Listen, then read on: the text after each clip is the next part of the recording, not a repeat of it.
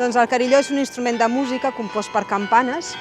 i convenientment afinades, campanes de bronze, i el primer instrument que es té referència documental és de l'any 1510 a Flandes, i n'hi ha molts instruments al nord d'Europa, als Estats Units i a altres llocs d'arreu del món. I aquí al Palau de la Generalitat tenim aquest, que en té 49 de campanes concretament, i és igual que un piano.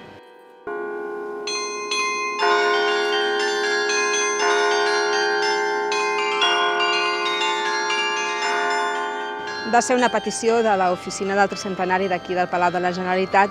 també per contribuir en tota aquesta sèrie d'actes que portem tot aquest any i amb la idea també de donar a conèixer un altre tipus de música des d'un instrument que realment és molt simbòlic aquí al Palau de la Generalitat, ja que el primer que vam tenir va ser de l'any 1927 i per tant forma part ja de tots els esdeveniments polítics i protocol·laris que es donen aquí al Palau. El programa es titula L'ànima d'un poble expressada en música, i realment el nostre repertori musical és importantíssim. Llavors el que s'ha volgut fer amb aquest concert és fer una petita mostra de diferents tipus de música que poden representar aquesta gran diversitat que tenim.